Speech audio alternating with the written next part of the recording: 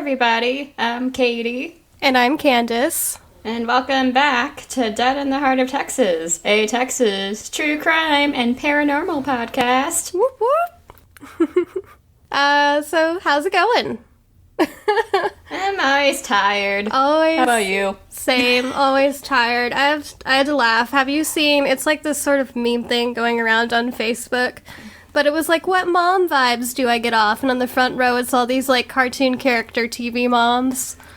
Oh, yeah. And then it was like, the second row was just kind of like vibes like wine, like power mom, and there was one that was like always tired, and I'm like, yeah, that's me.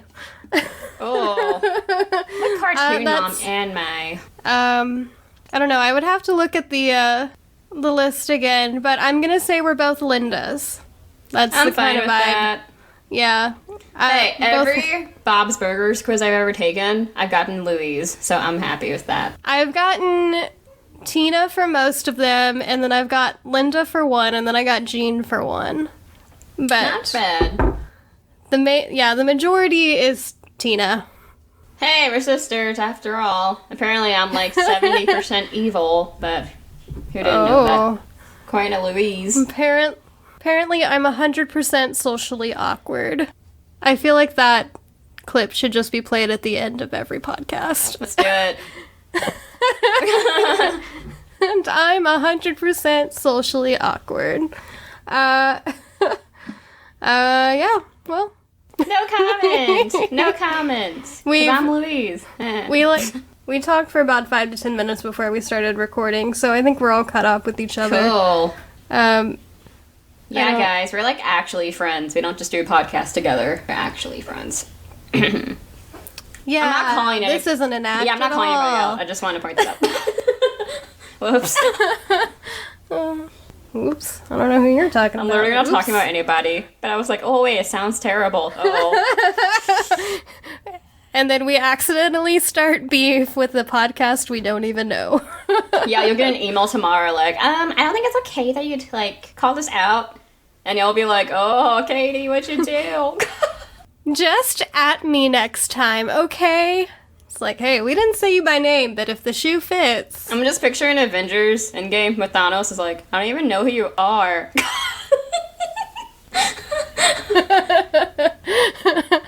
Pretty much. Yeah.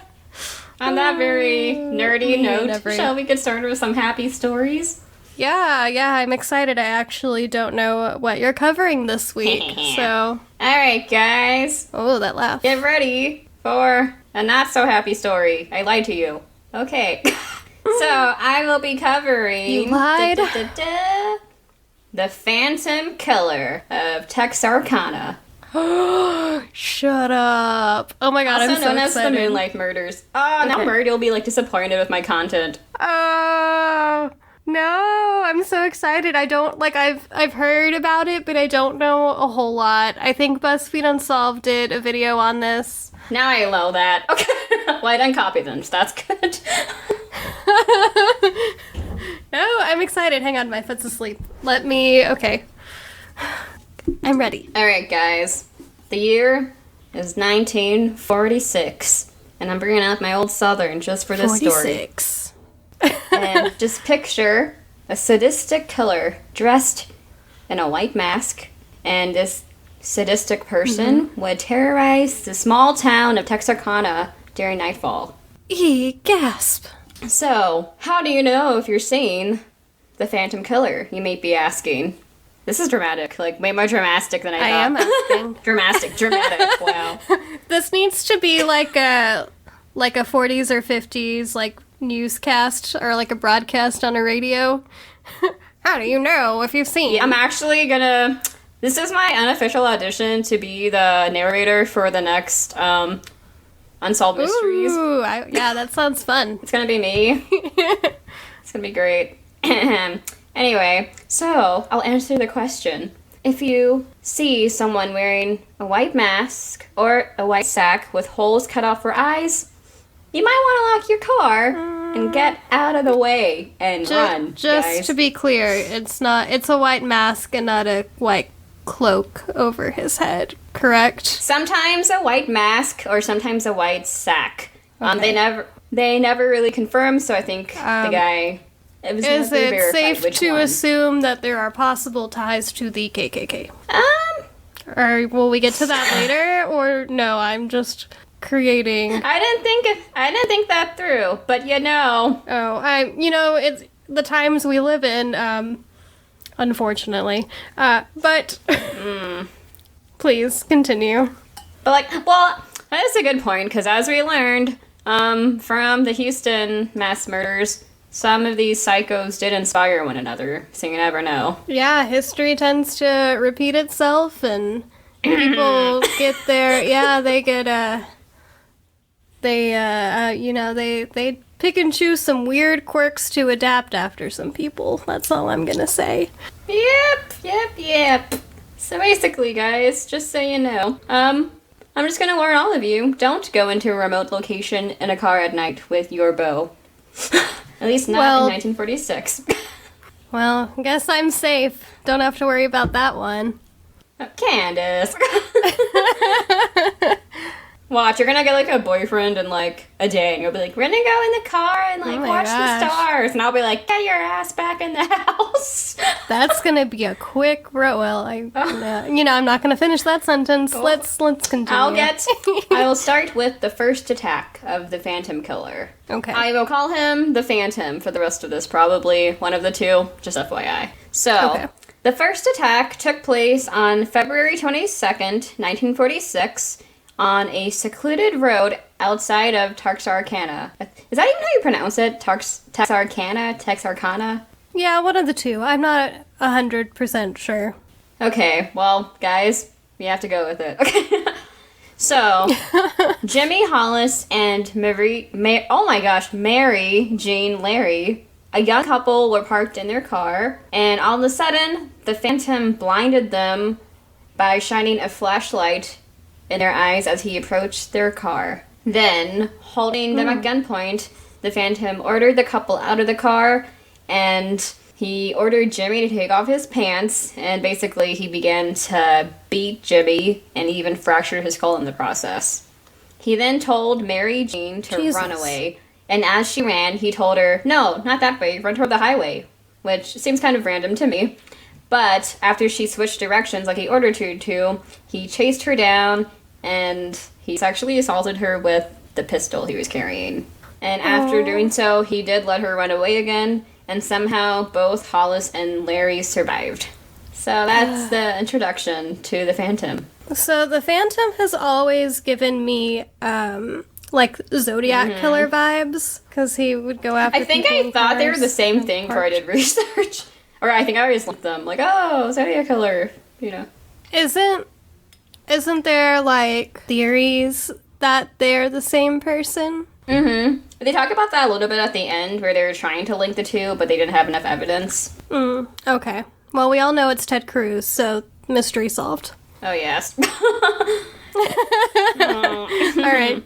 Continue. So, on with more happy tales of the past, let's get to the second attack. So, in March of 1946, so a month later, Richard Griffin and Polly Ann Moore were found dead in their parked car at the end of a similarly secluded road.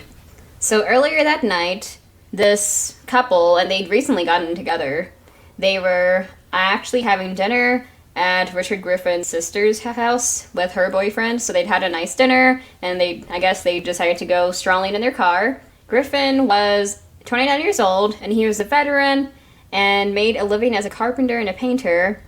And Polly Moore was 17, and she was living in a nearby boarding house with her cousin. But unfortunately, like I said, in March of 1946, both were found dead, and both had been shot in the back of their head. Oh. Yeah, this is kind of very depressing. Yeah.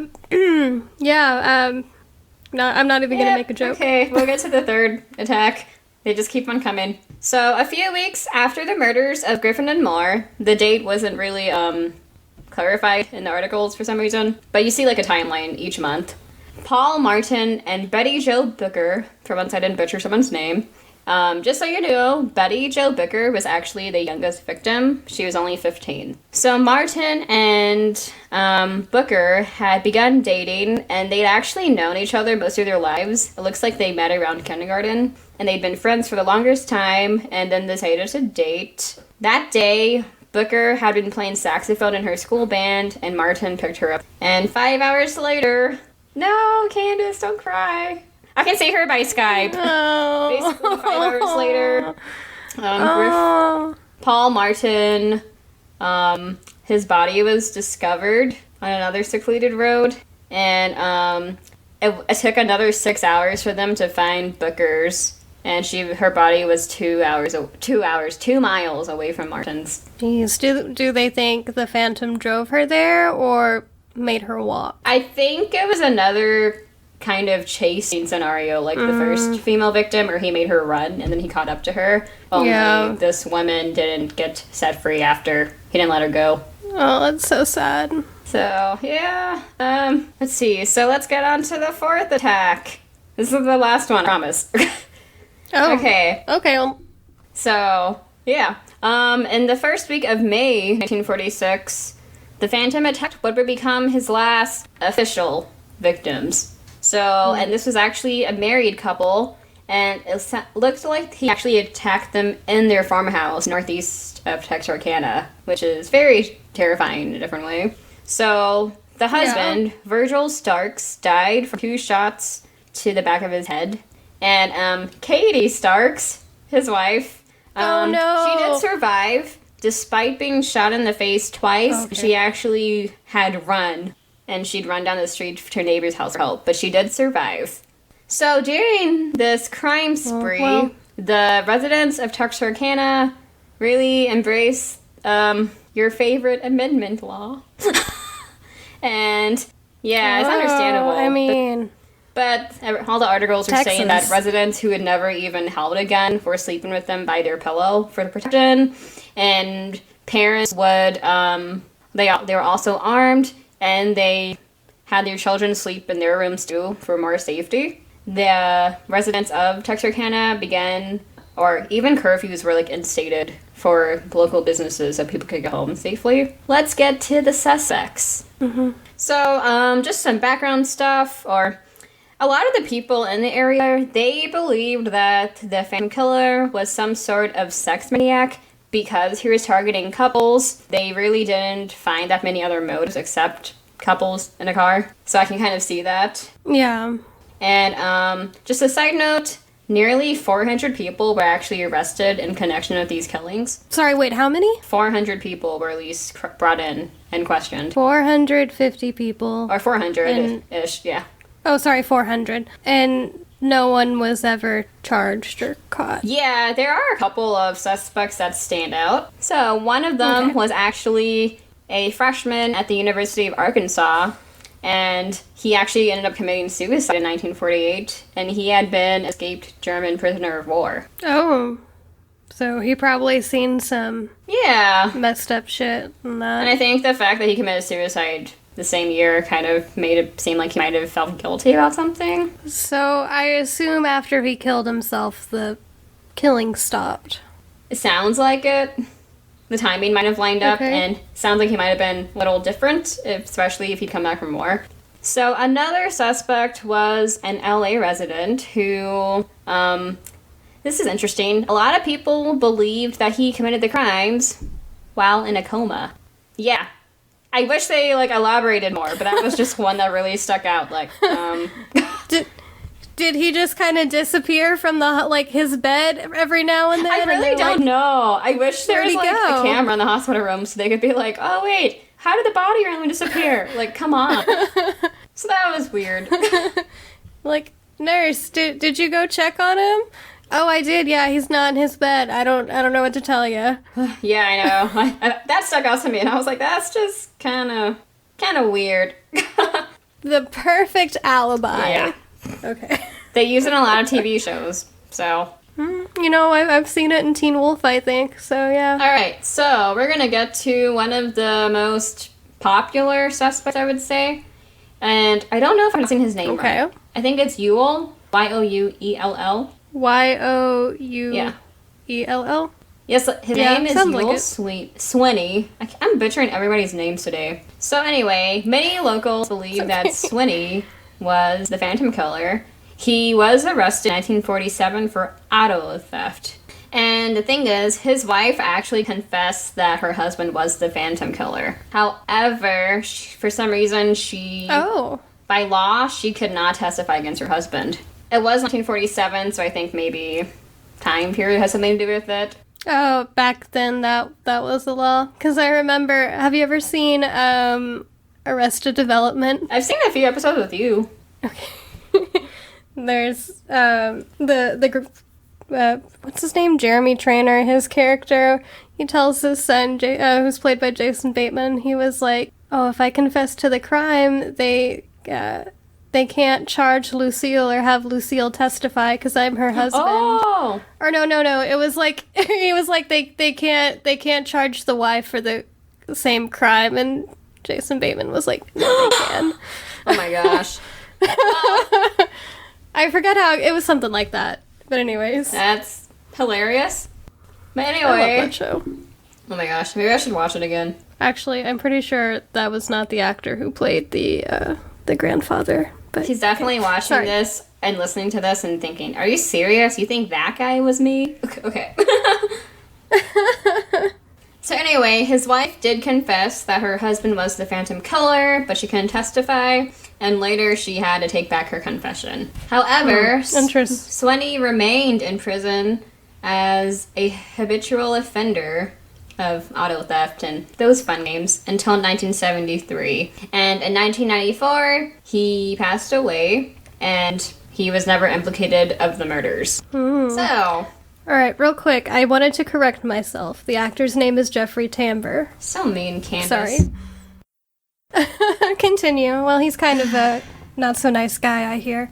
So, along with this whole Swinney thing, one of the reasons he was really like a famous, popular suspect, in 2014, James Presley, a Texarkana native, actually wrote a book about the murders himself. And in it, he actually does lay out a lot of evidence against Swinney, although people did remain unconvinced still. But the book is called The Phantom Killer, Unlocking the Mystery of the Texarkana Serial Murders, the Story of a Town in Terror, in case anyone's interested. So it's written from someone who was in the town at the time. So, in 1948, there was actually a cold case involving the disappearance of a 21-year-old Virginia Carpenter from Texarkana, and a lot of people thought this might have been the work of the Phantom Killer as well, although Swinney had already been imprisoned by this time, so it was never verified either way. And then in 1999 and 2000, an anonymous woman contacted some surviving family members of the Phantom's victims and apologized for what her father had done. However, Swinney never had a daughter. And they think that this call might have been legit and not a prank call? They don't know. This is just like more people trying to come up with who did it. And apparently this lady was calling up all these families being like, I'm sorry for what my father did. And that was it. Interesting. So they never discovered who this lady was who was calling in? Nope. Neither did they discover who the Phantom Killer was. So this is a very unsatisfying ending. Basically, as you guys might be able to imagine, the town of Texarkana has never been the same since. Actually, this kind of gets to what we were talking about earlier. That brings me to kind of a fun folklore thing inspired by the Texarkana murder. Some people claim that the campfire tale of lovers who catch a report of a hook-handed killer on the car radio, only to discover a bloody hook hanging from their back door, can be traced to the Texarkana Moonlight Murders. So interesting. I was actually thinking of covering a story kind of like that because of the connection and just sort of going into that. You can do it next week. Folklore. Yeah, I could. There are so many different versions of that story, but it all stemmed from the same one. Well, we've told the origin story, unfortunately, so now you got fun stuff to play with. Ooh, so the last little bit of information about this Texarkana town is kind of quirky. So you can imagine that most towns that would go through something like this were probably very traumatized. However, Texarkana embraced it. And when the movie, The Town That Dreaded Sundown, was filmed in 1976, a lot of the locals were actually cast as extras. And every year around Halloween, the movie is actually screened at Spring Lake Park, where one of the murders took place. Yeah. I can't tell if that's a cool thing or kind of disrespectful. I don't know if it's our place to judge, but who knows? Maybe. I will say I do kind of want to go to that. I don't. I'm staying away from that town. It's a shame, though, that it probably will not happen this year. They'll find a way. Because of... Although hopefully the locals are wearing masks. Hopefully so. Well, I guess if it's a drive-in movie. Who knows? But do you really want to be in a car with your significant other while watching this movie? Oh, I thought that was the appeal of it. A little scare factor. Yeah, just... I like driving Just sit in there, car's locked, you each have pepper spray and a gun. Yeah, you're good. Sounds like pretty much every car in Texas already. Yeah, you're right. Alrighty. But that is my telling of The Phantom Killer. Oh, well, thank you. I quite enjoyed it. And, you know, I wonder if from those crime scenes, if they ever took DNA samples. I don't know. It was 1946. And... honestly, based on stuff that's going on right now and how little research is actually done in some stuff, I really don't know how to feel about investigations way back when. Yeah, investigations from way back when, they, especially because, you know, they weren't able to, they didn't have the technology to, find someone based on DNA, but I know for a while before that technology was ever created, that they did think that eventually they could. So at one point, and I don't know when, they started collecting DNA. But by then, fingerprints were also a thing, but I guess he didn't. But then you would need to have fingerprints on file. I don't know. Yeah, that's true as well. But back to the DNA thing and collecting it before its technology, that's how we were able to capture, well, not me and you specifically, but that's how they were eventually able to catch the Golden State Killer. Who he was active.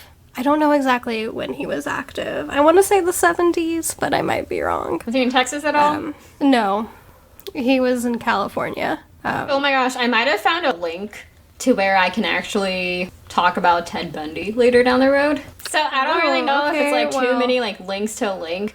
But I think either, someone, a detective or someone who interviewed him was in Texas when he learned about it. So it's kind of like maybe. You know what? Yeah, we'll take it. If you can connect it, we'll take it. There are no rules here.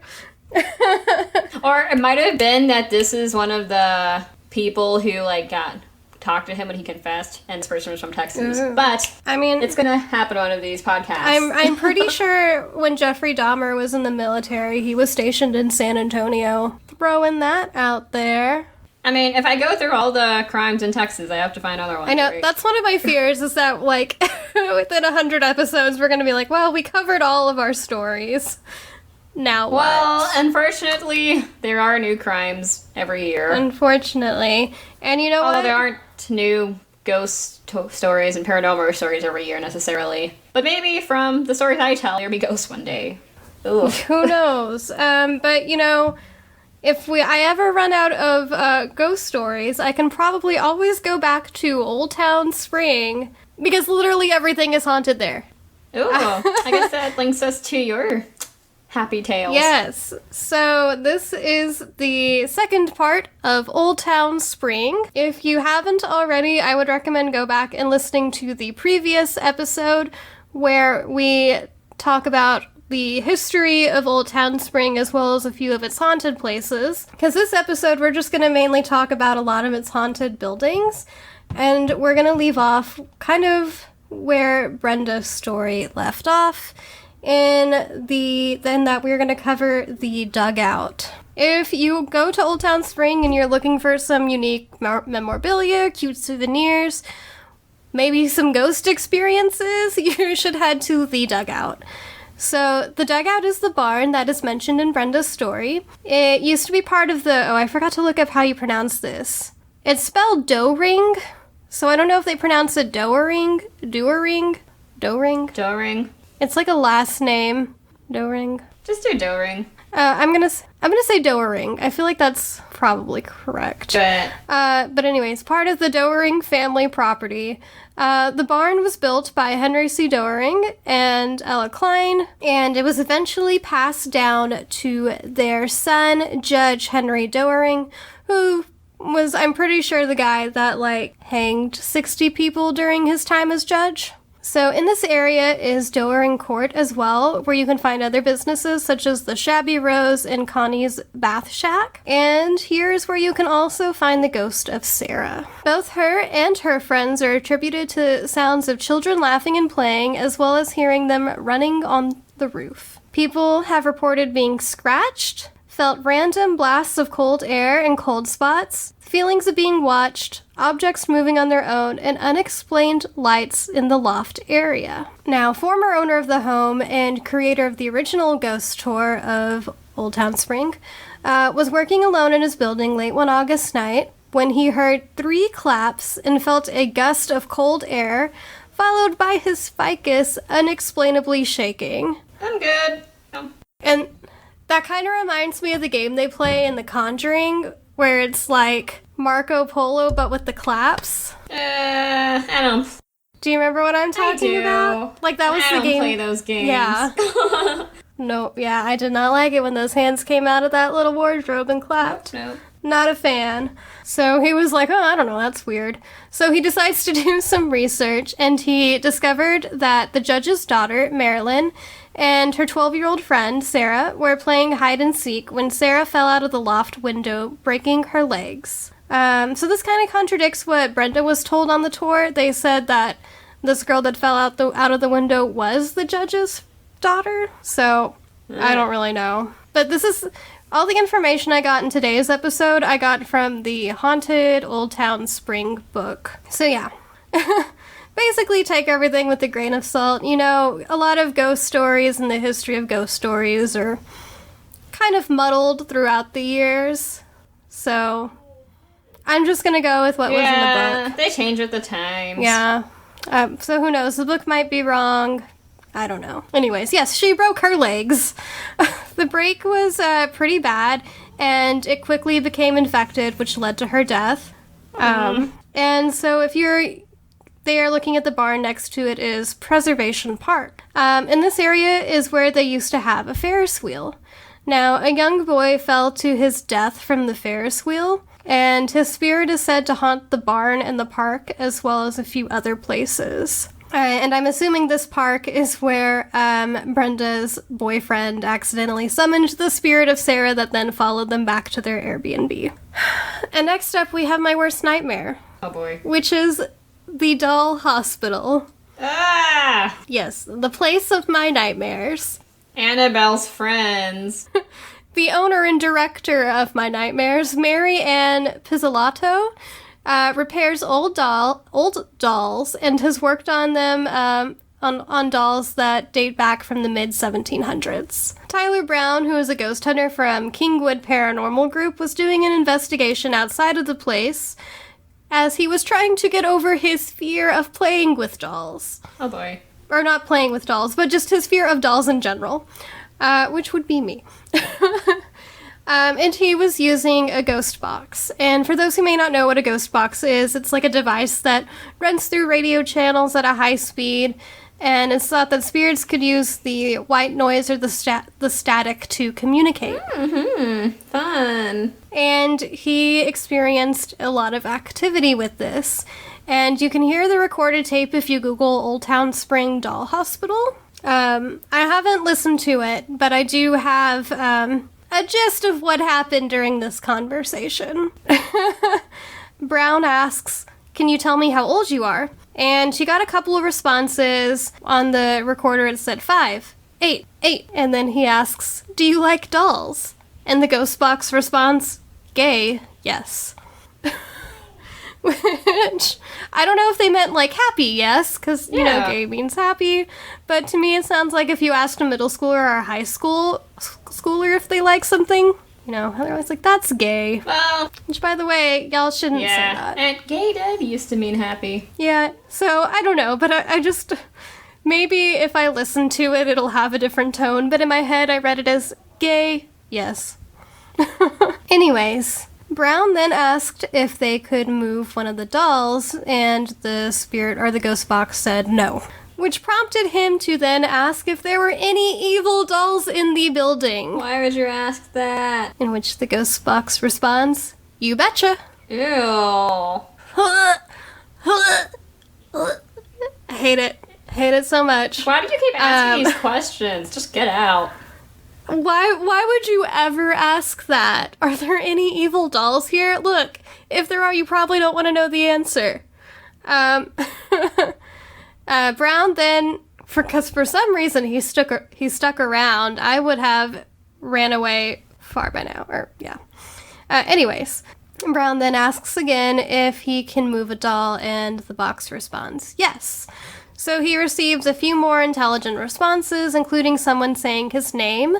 And when he says he's going to leave, you hear a voice say, "Hang on." Ew. Yeah. So up next, we have Resting in the World / Cake Fairy. They're the same building, they just used to be different businesses. The building was moved from somewhere else to Old Town Spring, I can't remember where. And now the Resting World shop, which is what it is now, was once a bakery called the Cake Fairy. And it was owned by Isabel Cortez Montalvo. She claimed that a man haunts the building. She described him as being in his mid-60s. He's kind of stocky and tall. She doesn't really claim to be a psychic, but she does have some psychic abilities. And she claims that she only saw him in her mind's eye. She got the feeling from him that he was not aware that he had passed on. And perhaps this is why he likes to shove people. One time when she was trying to get into the building, this was like before the bakery had opened, she had recently just bought it, she felt him try to like push her out, and so she pushed back and told him that he couldn't scare her, that this was her place. Yeah. And she threatened to get rid of him if he didn't start acting nice, which apparently cleaned up his act, and he gained some respect for her because he became almost protective of her. He was not fond of customers coming in on days that the bakery was closed. Like sometimes she would schedule pickups on those days and customers would come in and they'd be like, "Oh, you know, like I saw this man peeking out the window."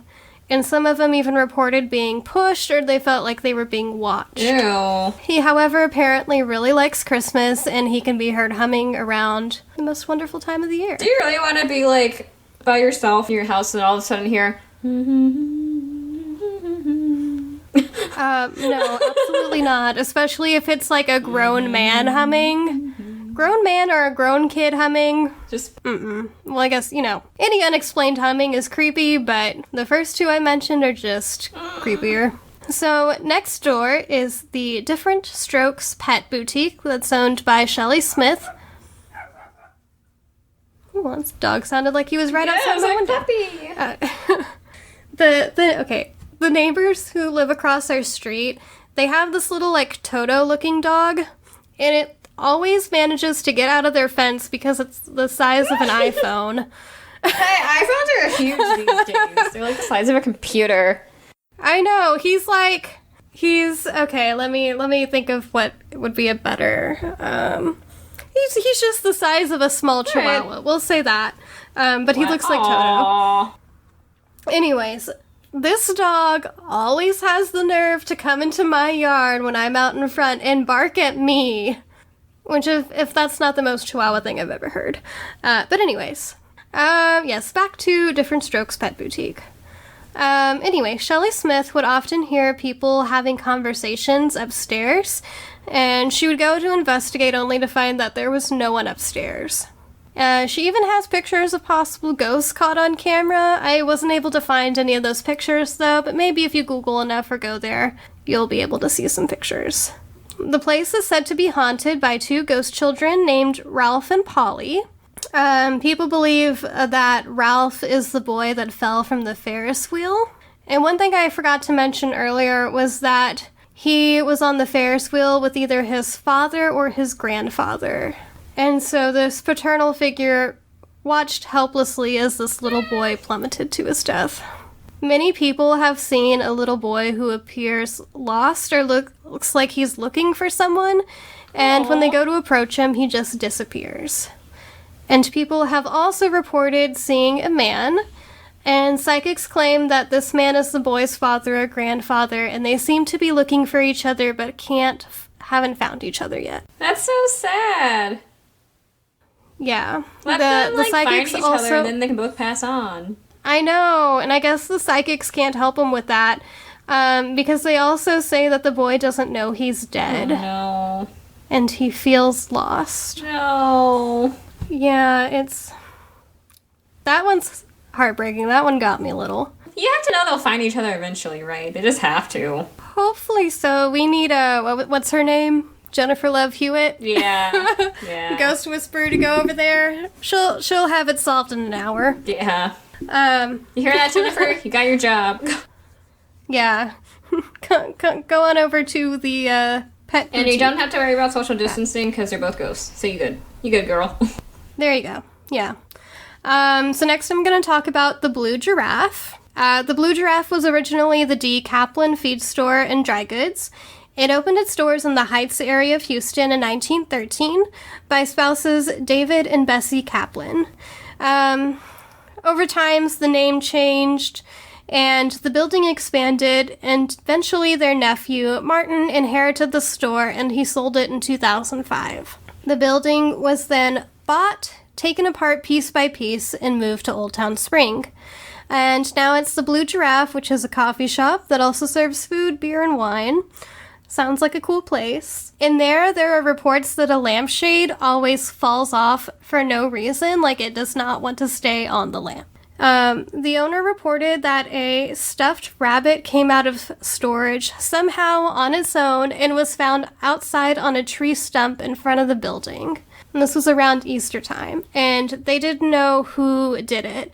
And eventually he was talking to his neighbor about it, and the neighbor said that when the building used to be Home Sweet Home, the former owner would put a rabbit on the same tree stump around Easter. Interesting. Yeah, and so the author wrote Old Habits Die Hard, and in my brain I read it as Old Rabbits Die Hard. So I felt like I just had to say that. Anyways, next up we have Kudos. So this is a little store that sells handmade treasures and is next door to the Blue Giraffe. And I believe Kudos was also part of the same feet store that the Blue Giraffe was. So the current owner is Tammy Williams, and when she bought the place, she didn't believe in ghosts at first. One day her husband was taking a nap on the twin bed upstairs when he said that the bed lifted into the air and slammed onto the ground. Ew. And ever since then, he refuses to go upstairs. Now keep that story in mind. So she would get annoyed because she would come into work and she would find toys on the floor in front of the store when the toy area was actually in the back corner. So she'd go up to the employees and ask, hey, how come you haven't picked this up? And the employees said, we didn't do it, which I didn't really get that at first. Yeah. Well, of course you didn't do it. It's your job to pick it up. So I don't know if that was a typo or I just misread it. Because what I think they meant is oh, we didn't see it, or it just... Yeah, I was thinking oh, yeah. Weird. Anyways, about a week after the bed incident, a psychic stopped by, and she said that the place was haunted by children and a man. She then said that the little boy apologized for leaving the toys out and he would put them back next time. She then said that the kids all started laughing and they apologized for scaring the man in the bed. Ugh. Yeah. And of course, no one really knew about these incidents, and so the lady who owns this place was kind of freaking out. Oh, just an interesting fact. Someone told her to put lace upstairs because it's supposed to be a symbol of welcoming and a promise that you'll do no harm to the ghosts. Interesting. Yeah. So I wonder what the opposite of that is. Do you hang up, like, satin to get them to go away? Thank you. Well, that's how you get fun. I think you should leave before you do anything stupid. There you go. Anyway, so apparently a previous owner once stopped by the shop and told her that she used to live there when it was a feed store. So I guess, like, you know, when it was still in the Heights. The store was on the first floor, and she actually lived on the second floor with her family. And she also said that in the 1920s and 30s that 2 children died of tuberculosis in the home. Tammy, the owner, has also heard whistling when she is in the building alone, and she also hears footsteps walking around on the second floor. She says for the most part, the spirits keep to themselves. For the most part. One day, Tammy's daughter was fixing the mannequin's hair one night before closing, and they were the last ones to leave, and when they opened up the next day, the mannequin's hair was messed up. Which is gross. It's also said that if you go pay attention to the dolls' faces that are displayed in the front window, their faces have been known to change expressions. Ew. Also, my nightmare fuel. A ghost tour guide was taking pictures of the dolls one night, and she took 3 pictures back to back, and she noticed one doll was starting to morph. The first picture was normal, the second picture, the doll's mouth was slightly more open, and the third, you could see what looks like a tooth. And, yeah. Last but not least, a former manager of the building was working late one night when he noticed a light was on in the barn behind Kudos. And I think that barn is the one that the little girl fell out of. Oh. Yeah, it said when he looked closer, he saw what looked like a man wearing a straw hat and dressed like a farmer.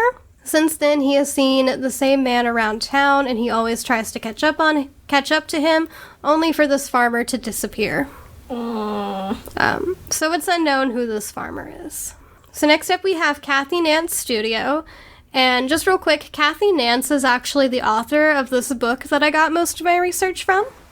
She owns a photography studio in Old Town Spring, and she would often come into work and find that the AC was turned off or set to a different temperature. Sometimes lights would be on that she knew she turned off, and things would be moved around. And originally, she thought it was the landlord, and she thought her suspicions were confirmed when a client told her she had been in the building the day before. Nance was super confused about this because the studio was closed the day before. So, like, how did this lady get in? And the client said that there is a man working on what looked like electricity, and he had the door wide open. He let her come in and take a tour of the place. So, of course, she's thinking, like, you know, it's the landlord, and thought it was weird she wasn't notified that he was in there doing work or had someone in there doing work. So she begins talking to the neighbor businesses, and they've actually reported the same thing happening to them as well. Ugh. So I guess if you're ever in town and see a door open and a man working on something, he just might be a ghost. Good to know. Anyways, but yeah, they told her that they asked their landlord about it, and the landlord didn't know anything. And if they did, they most certainly would notify the business owners if any work was being done, and also, legally, they are not allowed to do that, to go in without your permission. A child has also been seen on the property. People think that the hauntings are residual and benevolent, though, so that's good. That is good. Yeah. Before Nance took over the building, it was a store used to sell African artifacts and spiritual items. Which she thought was kind of interesting because she apparently collects haunted objects. And she also runs a paranormal group called Woodlands Paranormal. So I did want to talk about some of the things that she has actually collected because the stories themselves are wild. Nance apparently owns, like, mini hats because she also teaches a cake decorating class on top of being a photographer and a paranormal enthusiast. So there was one day in her class, a student came up to her and was like, "Hey, I have a story for you. I have this bowling ball that has the name Earl engraved on it. And one day I was in the living room with my neighbor and we were just kind of talking when we hear the ball roll down the hallway and we see it come into the living room. And it rolls right to me and then it just stops. And then it moves on to my neighbor. And so they're staring at this ball in like a state of confusion and what I can only assume is slight horror. And then the ball just rolls away from them. The student, she had already been experiencing weird things in the home, and she believes that maybe the bowling ball has something to do with it. So she decides she's going to bury the ball in her backyard. And a couple of days later, her dog digs up the bowling ball. So then she decides she's going to put it in a crevice of a tree, and she was going to paint it and decorate it for the different holidays. Nance was like, well, you know, is your house haunted, or do you think it's the bowling ball? And she was like, I honestly don't know. I don't want the bowling ball. Do you want it? Yeah. And so Nance is like, yeah, you know, I'll take it. So she takes the possibly haunted bowling ball, and she's like, oh, you know what, it's around Christmas time, I'm just gonna leave it in my car, or it's around winter time for some reason. She's like, I'm gonna leave it in my car.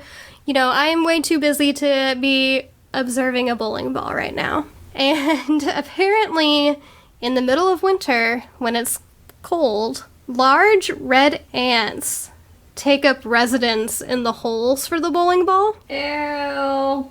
Which is very strange. So after this, she decides to take it inside to study it, and she said it was, quote, like watching paint dry. She said a few weird things happened, but she didn't give any explanation, and she wasn't for sure if it was because of the ball or not, and there's no word on if the student still experienced weird things in her home. And she also owns a haunted clock that is so notorious it has its own documentary called Dead Time, South Oklahoma City Residents, which was directed by Logan Corelli. Now, I did try to look this up because I wanted to watch it, or at least give y'all a link, but I could find no such proof that this actually exists. However, I did Google the guy, and he is a director of the Woodlands Paranormal Group, so they work together, and he's also an author of a true ghost story book called The Haunted Heart of America. So, I don't know, maybe it's just not out there in the world, the documentary. But anyways, the clock is said to have an evil entity attached to it. The story goes that the people who acquired it, the people she acquired it from came into ownership of the clock when they moved into the home, and they found it in the attic, abandoned by its previous owner. So they did what most people in horror movies do. They take it down, they fix it up, and they put it on their mantle. And they then began to be violently attacked by an unseen force and had other unexplained activity happen in their home. So they call in the Corelli and his team, and Corelli was like, well, do you think, it has something to do with the clock? And they're like, yeah, you know what, we don't want it. We think it does have something to do with it. So he's like, okay, well, do you mind if I take it home so I can study it? Because apparently that's what people on this paranormal team do. Wow. I ain't doing that. He only kept the clock for 3 days before returning it back to the owners. The activity started almost immediately on the drive back home from picking up the clock. Corelli noticed he could see a long, slender, wolf-like dog running in the woods alongside his car. The dog then charged him, and it smashed its head into the front driver's side door. It then shook its head and retreated back into the woods and disappeared. So he goes home and he places the clock on his dresser in his bedroom, and he goes to the bathroom that's connected to his bedroom. And he then begins to hear someone walking around in his bedroom. Ew. So he opens the door and no one's there. Ugh, no thanks. The next day, Corelli returns home for his lunch break, and he's on his computer when he begins hearing tapping coming from the clock. He asked the clock if it was responsible for the strange sound, and as soon as he did this, the bedroom door began to violently shake, and it was locked. So immediately, this guy thinks that someone broke into his house. So he grabs his gun, and he does a search of the home. He finds no evidence of a break-in, and the house is empty except for him. That night, before going to bed around 1:30 a.m., the door of the clock, which was latched shut, popped open by itself. He couldn't figure out why it did that, and so he's like, oh, you know what I'm gonna do? They say that when you wind the clock up is when you experience the evil entity. So he winds the clock up and goes to bed, and he wakes up an hour later to find that his room, including his bed and himself, is covered in large orange tarantula-like spiders. Shaking my head for those who can't see. He jumps out of bed and looks at the clock, and it's making this, quote, ominous mechanical sound like it was laughing. He immediately returns it to his owners, and you know it's bad if a ghost hunter is like, yeah, no thanks. Since Nance came into possession of the clock, she hasn't noticed anything weird happen, but that it might also be because the clock no longer works. And last up, I have kind of a, I don't know, I guess you could say it's a positive. It's not dark story to end on. So next up is the Brookwood Community Center, which was created by Yvonne Street after her daughter Vicky became disabled due to a bad case of the mumps and encephalitis in 1957. Strite decided she wanted to create a center for those with disabilities to have a place that they can live and be taken care of. Since she created the original one, a few more centers have opened up, and there was one in Old Town Spring for a couple of years before it closed down. People who kind of go in that area have described the atmosphere as almost peaceful. However, that doesn't stop the ghosts from haunting the place. A coffee shop across the street has caught multiple times on their security camera lights moving around, blinking and turning on and off in the BCC. They said that they're actual lights and not orbs that can be seen, and they flicker on camera. One night she witnessed this on the security camera and she thought that someone had broke in. So she kind of goes to investigate and no one's there, and as soon as she goes outside, all the lights just turn off. Ew. So a lot of people believe that it's the residents of Brookwood Community Center. And believe it or not, that is still not all of the hauntings in that town. Is there gonna be part 3? Yes, I think I'm just gonna have that as a recurring segment on the show, because there are so many, ghosts in that town. I feel like that could be its own separate podcast. Do it! And maybe, if I go there and eventually do all the research and interview some people, maybe it'll be a separate podcast. But for now, it's just going to be a little recurring segment. I'm going to take a break from Old Town Spring and go on to something else. But although if you stuck to it, you could have content for the next 20 years. Yeah, I could. That's why I was saying, Yeah. I was worried about running out of content, but, now that I've discovered this town, I think I'm set. I think you good, girl. Yeah, so hopefully I didn't bore you too much. I knew that was a lot of ghost stories and little things that happened. I think the dolls. Yes, the doll. Okay, so when I was reading the book, she was talking about the doll hospital, and then she talked about Robert the doll. Do you know who Robert the doll is? Is it who I'm thinking it is? I actually... Oh, I'm thinking of that movie. Never mind. I'm thinking of a movie about Brahms, the boy. I think that movie was based off of him, but he is in... Robert the Doll is in Key West. I actually saw him back in December, and I posted a picture of him. Hang on, where is he? I know the people can't see this at home, but I'll show you. Oh, I remember. Yeah, I remember you sent me a picture. Yeah. You have to ask permission, first of all, to take his picture. Otherwise, he curses you, allegedly. I remember this now. But she mentioned in the book a story that I had never heard of before about Robert the Doll. Apparently, an old, 70-year-old man was working late at the museum that Robert the Doll is, when he said, it was a stormy August night, and he said he saw the doll run into his office, jump on his desk, was laughing maniacally, and was like, "You're gonna die tonight." Ew. And this doll is 3 feet tall, long, big-ass doll.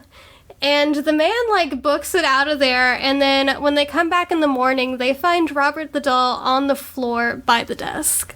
Ew. And I was, so freaked out by that when I was trying to go to bed last night. That's all I could think of, because I made the smart decision and researched before going to bed. Very nice. And I had to watch Parks and Rec to help me fall asleep. I'm just thinking of that poor little boy and his grandpa, and I hope they find each other. Oh. I know, isn't that so sad? Could you imagine? Are they on different planes or something? I don't know. I don't know if maybe they might be because, like, the little boy doesn't quite realize he's dead. Oh, man. And the grandpa's, like, waiting for him. I don't know. It's really sad. Oh. But yeah, that being said, do you have anything to add? Anything of yours to promote? Not this week. What about you? Actually, I'm currently uploading... It finished processing! Ooh. Well. So yeah, I guess by the time this is out, you can find my YouTube channel. Just search My Little Travel Bag. I currently have a July 2020 favorites out. But yeah, that's what I have to promote. Don't forget to subscribe. Tell friends if you enjoyed. If you listen on Apple Podcasts, don't forget to comment and rate. That really helps us out a lot. And you might be helping some people discover the podcast. If you want to email us some stories about creepy dolls, you can email us at deadintheheartoftexas@gmail.com. If you want to tweet some creepy stories of Lover's Lane, Texarkana something or other, you can tweet at us at Ditot Podcast. Once again, that's DITHOT Podcast. Until then, I'm Candace. Is that a question? Yeah, I had to think about it. I had a little mini existential crisis, but it's fine. Well, I'm Katie. Until next time, don't let black-eyed kids play with creepy haunted dolls. Oh gosh, worst combination ever. And also, don't let them into your car while you're on Lover's Lane. Yeah. Anyways. Right, cool. Alright. We'll see you next time. Bye, y'all. Bye. Apparently, I'm 100% socially awkward.